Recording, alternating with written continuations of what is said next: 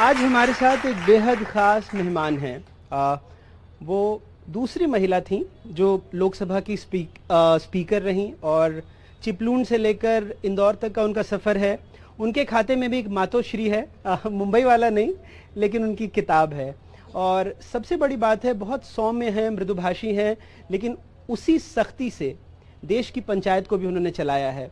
हम बात कर रहे हैं सुमित्रा ताई महाजन की। प्यार से हम सारे लोग उनको ताई कहते हैं और हम खुशनसीब हैं कि वो हमारे साथ हैं। ताई, राजनीति की बातें तो आपसे बहुत सारे लोग करते हैं। मैं सबसे पहले शुरुआत करना चाहूँगा मैनाताई गोखले के बारे में। मैनाताई गोखले, वास्तव में आपने ऐसी याद दिलाई कि इंदौर में जो भी कुछ आज मैं दिख रही हूँ, जो भी मैं बोलती हूँ, जो भी प्रवचन दिए हैं, भाषण दिए हैं, वो एक प्रकार से मेरी प्रमुख गुरु रही है। यानी इंदौर में जब मैं आई, राष्ट्र सेविका समिति में जाती थी, तो राष्ट्र सेविका समिति में मैनाताई गोखले यानी राष्ट्र सेविका समिति की जो प्रमुख थी, हमारी संस्थापक मौसी केलकर, उनकी वो बहन थी। और मौसी केलकर रामायण पे प्रवचन करती थी। मैनाताई भी उतने ही सुंदर प्रवचन अलग अलग विषयों पे और रामायण पे। तो जब ये बात आई कि अब प्रवचन की संख्या बढ़ाना है और जगह भी जाना पड़ेगा, करना है, और उस समय उन्होंने कहा अब नए लोगों को तैयार करना है, तो मुझे कहा आप जाएगी। मैंने कहा मुझे नहीं कुछ आता। बोले मैं सिखाऊंगी। तो उन्होंने एक प्रकार से, वो सामने बैठती थी, दोपहर को बुलाती थी, सामने बैठती थी और ओघवती भाषा में इतना बोलती जाती थी, ये ऐसा समझाओ, ये ऐसा करो, ये ऐसा करो। मैं केवल जैसे बोलते ना, कानों में प्राण ला करके मैं उनकी बात सुनती थी। और जो भी मैं आज बनी हूँ, वास्तव में मैं रामायण पे बोलती थी, फिर महाभारत की स्त्रियों पर बोलने लगी, उसके बाद विवेकानंद, अरविंदो, ये अलग अलग विषय मैंने अभ्यास के लिए लिए। वो उनकी एक प्रकार से उन्होंने जो स्फूर्ति दी, जो सिखाया, मुझे बताया कौन से पुस्तक पढ़ना, ये भी बताती थी, पुस्तक उपलब्ध कराती थी। और फिर मैं हिंदी में भी प्रवचन करने लगी।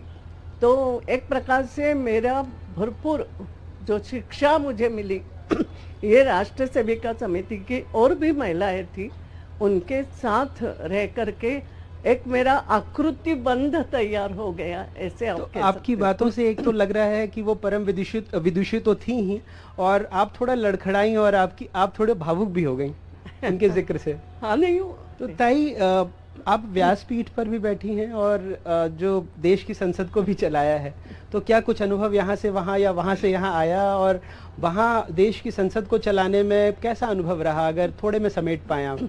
मैंने कहा ना, ये मेरा आकृति बंध जो बना ना शुरू से राष्ट्र सेविका समिति में, उसके बाद जनता पार्टी में काम किया, संगठन में काम किया, कुशाभाऊ ठाकरे जैसे संगठन पुरुष हम जिनको कहते हैं, हमारे आदर्श, उनका जीवन देखा, उनके एक प्रकार से उनके मार्गदर्शन में, राजमाता जी। तो ये जो एक तैयारी होती चली गई, और इसलिए जब मैं स्पीकर की कुर्सी पे बैठी तो एक तो तब तक मेरे 8 चुनाव हो चुके थे और पार्लियामेंट पूरी तरीके से परिचित हो गई थी, पार्लियामेंट का काम कैसे चलता इससे परिचित हो गई थी। और एक बात मैंने जीवन में काम करते करते सीखी कि गुस्से से कुछ नहीं होता है। आप सौम्यता से बात करो तो सामने वाला भी आपकी बात सुनता है। पर मोदी जी तो कहते हैं पार्टी में इकलौती आप ही हैं जो उनको डांट सकती हैं। देखो, डांटना भी तो सौम्यता से भी डांटना हो सकता है। तो कभी मोदी जी को डांटा आपने वैसे? वो तो यूं ही बोलते हैं। हाँ, लेकिन एक बात जरूर बताऊंगी, जब हम आपस में बात करने बैठते थे तो मैं जरूर कई प्रश्न उनको कि आपने ऐसा क्यों किया, ये नहीं होना चाहिए, ये बोलने की हिम्मत और होना भी चाहिए। तब वो मुझे बोलते थे, सुनो तो सही, मेरी बात तो सुनो। ये होता, ये हमारा डायलॉग होता था, तो इसलिए वो बोलते, ये मुझे डांटती नहीं थी। अच्छा ताई, जो मातोश्री जो है उसका मंचन भी हुआ, तो अहिल्याबाई होलकर और मतलब इंदौर का एक रिश्ता तो है ही, पर आपने उसको कैसे पुस्तक में, और जब उसका नाट्य रूपांतरण देखा तो उस वक्त की आपकी भावनाएं कुछ? हम अलग अलग कार्यक्रम करते थे, तो एक नाटक करना है, ताकि नाटक के द्वारा चरित्र जल्दी सामने जाए। अब हुआ नाटक कौन लिखेगा, तो सबने मुझे कहा, हमारी महिलाओं ने, कि तू लिखेगी। मैंने कहा मैंने कभी नाटक नहीं लिखा। बोले तुम्हें अहिल्या माता का चरित्र याद है, पूरा याद है, तू लिख के ला, तू हमें एक एक पन्ना लिख के लाती जा, हम यहाँ पे तैयारी करेंगे और हो जाएगा।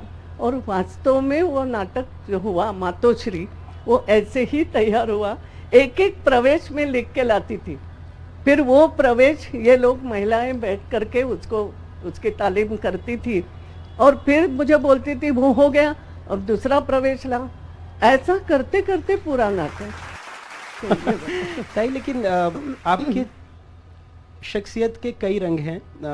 आप लेखिका नहीं हैं फिर भी लिखा, आप स्वभाव से ऐसा लगता है कई बार इतना भावुक होती हैं, तो जो एक ठोस राजनीतिज्ञ होता है वैसी नहीं है, फिर भी आप इतने लंबे दौर तक और इतने लंबे। किसने कहा कि राजनीतिज्ञों को भावुक नहीं भावुक जो देश के लिए भावुक नहीं होता है वो देश की राजनीति मतलब आजकल की सियासत में अक्सर देखा गया है ना कि कहते हैं ना बहुत श्रूड होना चाहिए पॉलिटिशियन को, लेकिन आपने तो रिकॉर्ड बनाया कि महज एक बार आप विधानसभा चुनाव हारी और फिर एक ही सीट से 8 बार एक ही दल से, तो ये भी अपने आप में बहुत कॉन्ट्रडिक्शन है। मैं एक बात बताती हूँ आपको लगता है ना राजनीतिज्ञों को श्रूड नहीं होना चाहिए, राजनीति को स्पष्ट वक्ता होना चाहिए। स्पष्टता से आपको बोलते आना चाहिए कि ये काम होगा, ये काम नहीं होगा। मैं प्रयास करूंगी, होगा ये गारंटी नहीं, मगर प्रयास मेरा पूरा दिखेगा। और आपका प्रयास, आपके काम करने की पद्धति लोगों के सामने उजागर रूप से होना चाहिए कि ये है वो प्रामाणिकता।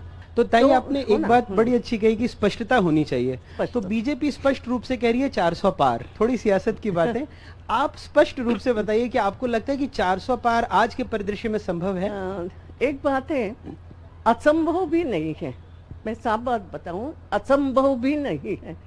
इसलिए असंभव नहीं है कि इस 10 साल में भारतीय जनता पार्टी के नेतृत्व में और उसके पहले भी जनता ने ये देखा है कि जब जब कभी भारतीय जनता पार्टी का नेता प्रधानमंत्री, फिर वो अटल जी भी बने, वो जब बनता है तो जनहित के काम ज्यादा जोर से होते हैं।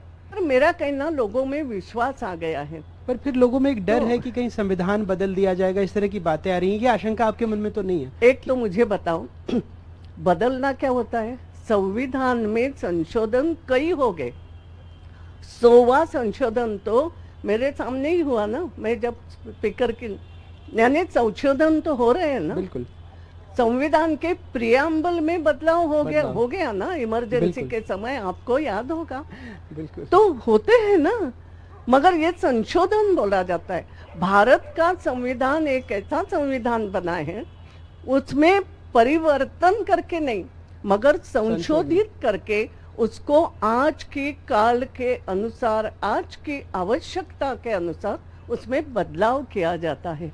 और वो बदलाव भले के लिए होता है। और वो जो भावना आ गई है, उस भावना को हमारे कार्यकर्ता घर घर जाके बल दे रहे हैं। और इसलिए हम कहते हैं कि हो भी सकता है चमत्कार मध्य प्रदेश में। ताई, एक बात चली थी बीजेपी जब पहले कि हम कांग्रेस मुक्त भारत करेंगे, पर अभी तो ऐसा लग रहा है कि बीजेपी युक्त कांग्रेस युक्त बीजेपी होती जा रही है और भोपाल में पार्टी दफ्तर के बाहर जो कांग्रेस का दफ्तर है वो लेकर आ जाएंगे। तो ये स्थिति क्यों बन रही है? देखो, बात ये है, हम जैसे बोलते हैं ना, जो कन्हैया के पास गया वो कन्हैया का हो गया। भाव में होते हैं ना। तो जो राम के चरणों में गया, राममय हो गया। वैसे मैंने कहा कांग्रेस में भी अच्छे लोग हैं, मैं ये नहीं कहूँगी नहीं है, मगर अब ऐसा अगर होता है तो आए। मुक्त यानी क्या होता है कि है ही नहीं ऐसी स्थिति। मगर मैं चाहूंगी, मेरे जैसी व्यक्ति चाहेगी कि आज के प्रजातंत्र में प्रतिपक्ष भी ताकतवर होना चाहिए। बात सुनो मेरी, ताकतवर होना चाहिए। प्रतिपक्ष भी समझ करके अपनी बात रखने वाला होना चाहिए। ताई, जाते जाते, चूंकि आप कला संस्कृति वकालत, सारे पेशों से जुड़ी रही हैं। खाली वक्त में ताई क्या करती हैं? क्या सुनना, क्या पढ़ना, क्या लिखना, क्या फिल्में देखना, क्या पसंद करती हैं आप? मैं सच बात करती हूँ कि एक तो पढ़ना बहुत पढ़ती हूँ। लोग मुझे किताब भेजते हैं, आजकल उल्टा हो गया। पहले मैं अपनी सुविधा से पढ़ती थी। मुझे ऐतिहासिक किताबें पढ़ने का बहुत शौक है, धार्मिक भी है और राजनीतिक भी थोड़ा थोड़ा पढ़ती हूँ। लेकिन आजकल लोग भेजते हैं कि मैंने ये लिखा है, अब आप इस पर अपना ये दे देना कि कैसे लिखा, इसमें क्या कुछ गलतियाँ, आपको क्या लगता है। इसलिए भी पढ़ना पड़ता है।